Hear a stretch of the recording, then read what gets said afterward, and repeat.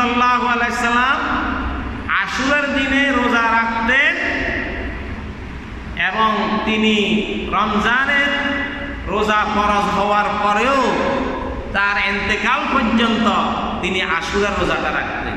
সুবহানাল্লাহ। নবীজি সবচাইতে রমজানের রোজাকে গুরুত্ব দিতেন, এরপরে মুহররমের রোজা, আরাফার রোজাকে, রমজানের রোজার পরে আরাফার রোজাকে নবীজি গুরুত্ব দিতেন, এরপরে গুরুত্ব দিতেন আশুরার রোজাকে। সুবহানাল্লাহ বলতে ইচ্ছে করে না? সম্মানিত ভাইরা আমার, আশুরার রোজার ব্যাপারে সহিহ মুসলিমের মধ্যে এসেছে, সিয়ামু ইয়াউমি আশুরা আহতাসিবু আলাল্লাহ আইয়ুকাফিরা সানাতা কাবলাহু। আল্লাহর নবী, বিশ্ব নবী মুহাম্মদ মুস্তাফা সাল্লাল্লাহু আলাইহি সাল্লাম বলেন, কেউ যদি আশুরার দিনে রোজা রাখে, আল্লাহ রাব্বুল আলামিন তার আগের 1 বছরের, পূর্বের 1 বছরের গুনাহ, সগীরা গুনাহগুলো ক্ষমা করে দেবে। সুবহানাল্লাহ। আশুরার রোজা রাখবেন কারা কারা? হাত উঠানছে।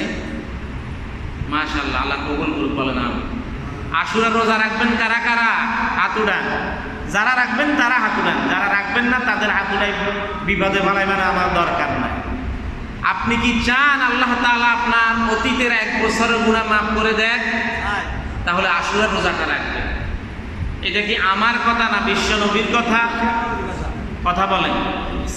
হাদিসটি সহিহ মুসলিমের মধ্যে এসেছে, সিয়ামু ইয়াউমি আশুরা আহতাসিবু আলাল্লাহ আইয়ুকাফিরা সানাতাল্লাতী কাবলা।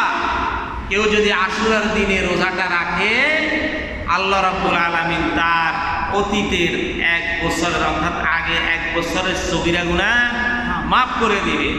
সুবহানাল্লাহ বলেন। সহিহ মুসলিমের আরেকটি হাদিসের মধ্যে এসেছে, আল্লাহর হাবিব বিশ্বনবী মুহাম্মদুর রাসূলুল্লাহ সাল্লাল্লাহু আলাইহি সাল্লাম বলেন, আফদালুস সিয়াম বাদা রমাদান শাহরুল্লাহিল মুহররম। আল্লাহ রাব্বুল আলামিনের কাছে রমজানের রোজার পরে যদি আর কোনো শ্রেষ্ঠ রোজা রাখে, সেই রোজাটা হলো আশুরার রোজা। জোরে জোরে বলেন সুবহানাল্লাহ। রমজানের রোজার পরে যদি আর কোনো শ্রেষ্ঠ রোজা রাখে, রোজা থাকে, রব্বুল আলামিনের নিকট সবচেয়ে শ্রেষ্ঠ রোজা হলো আশুরার রোজা। আল্লাহু আকবার। আশুরার রোজা কেন রাখবো? ও মহিলা মা বোনেরা, যারা আমার মাইকের থেকে আওয়াজগুলো শুনতেছেন, আপনারা অবশ্যই অবশ্যই আগামী শনিবার এবং রবিবার রোজাটা রাখবেন, অথবা শুক্রবার এবং শনিবার রোজাটা রাখবেন। হাদিস শরীফের মধ্যে এসেছে নবীজি কিভাবে আশুরার রোজা রাখতেন। কারণ ইহুদিরা একটা রোজা রাখতো, আশুরার রোজা।